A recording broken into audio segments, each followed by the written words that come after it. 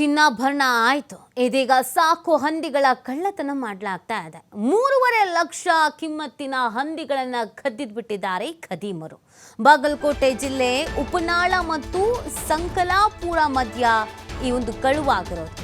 ಹನುಮಂತ ನರೇಗಲ್ ಎಂಬುವರಿಗೆ ಸೇರಿದ 18 ಹಂದಿಗಳನ್ನು ಕಳ್ಳತನ ಮಾಡಿಬಿಟ್ಟಿದ್ದಾರೆ. ತಡರಾತ್ರಿ ಶೆಡ್ನಲ್ಲಿದ್ದಂಥ ಹಂದಿಗಳನ್ನು ಕದ್ದೊಯ್ದಿದ್ದಾರೆ ಕಳ್ಳರು. ಅಂದಾಜು 3,60,000 ಮೌಲ್ಯದ ಹಂದಿಗಳನ್ನು ಕಳ್ಳತನ ಮಾಡಿಬಿಟ್ಟಿದ್ದಾರೆ. ಮಳೆ ಬಂದ ಹಿನ್ನೆಲೆ ಕಾವಲುಗಾರರು ಬೇರೆ ಕಡೆಗೆ ಹೋಗಿ ಮಲಗಿದ್ರು. ಈ ಸಂದರ್ಭವನ್ನ ನೋಡಿಕೊಂಡು ಕಳ್ಳತನವನ್ನ ಮಾಡಲಾಗಿದೆ. ಇದರಿಂದ ಕಂಗಾಲಾಗ್ಬಿಟ್ಟಿದ್ದಾರೆ ಸಾಕಾಣಿಕೆದಾರ ಹನುಮಂತಪ್ಪ. ಕಳ್ಳತನ ಕುರಿತು ಪೊಲೀಸ್ ಠಾಣೆಗೆ ದೂರನ್ನ ನೀಡಿದ್ದಾರೆ.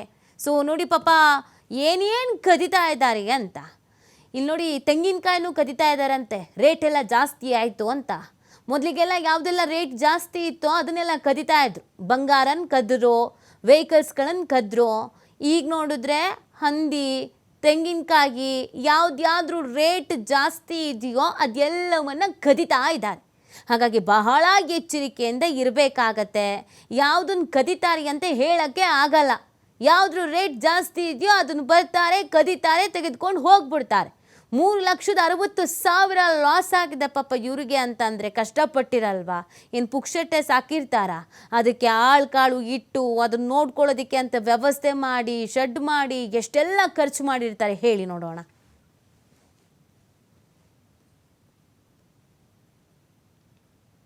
ಎಲ್ಲ ಬದುಕು ಹಾಕೊಂಡಿವಿ. 4 ಜನ ಕಾಯಕತ್ತಾರೆ. ಆದರೂ ಬಂದು ನೈಟ್ ಬಂದಾಗ ಮಲ್ಕೊಂಡಾಗ ಹಿಂಗೆಲ್ಲ ಹಂದಿಯನ್ನು ತುಡು ಮಾಡ್ಕೊಂಡು ಹೋಗ್ಯಾರ್ರಿ. ಈಗ ನಮಗೆ ಏನು ಸಿಬ್ಬಂದಿಗಳು ಬಂದು ಈ ಕಡೆ ಅಡ್ಡಾಡವಲ್ರು. ಮತ್ತು ಏನೈತಿ ಅಂದ್ರೆ ನಮ್ಗೆ ಭಾಳ ಇದಾಗ್ಯದ. ಇದು ಒಂದು ಸಲ ಅಲ್ಲ 2-3 ಸಲ ಆಗ್ಯದ್ರಿ. ಆದರೂ ಏನು ಕಳು ಮಾಡೋಕೆ ಸಾಧ್ಯತೆ ಆಗಿಲ್ಲ. ಈ ಸಲ ನಾವು ಮಲ್ಕೊಂಡ್ಬಿಟ್ಟಾರ ಎಲ್ಲ ಕಳು ಮಾಡ್ಕೊಂಡು ಹೋಗ್ಯಾರ್ರಿ.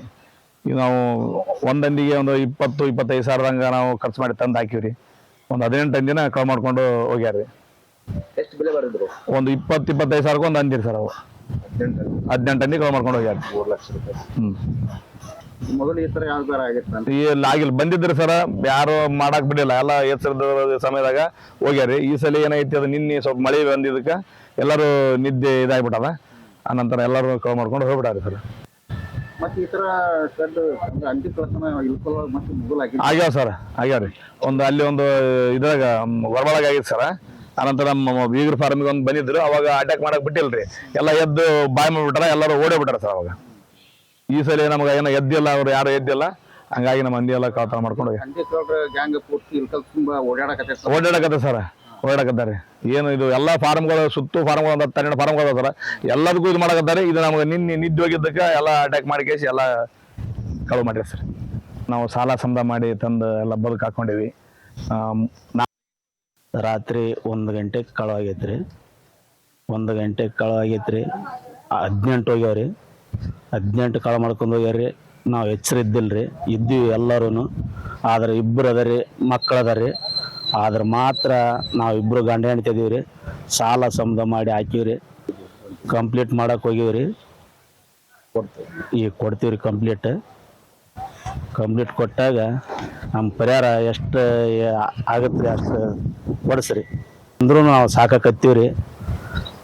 ಹೊಟ್ಟೆ ಜೀವನ ಮಾಡಾಕತ್ತೀವ್ರಿ. ನೋಡ್ರಿ, ನೀವ ಪರಿಹಾರ ಕೊಡಿಸ್ಬೇಕ್ರಿ. ರಾತ್ರಿ 1 ಗಂಟೆಗೆ ಕಳವಾಗೈತ್ರಿ.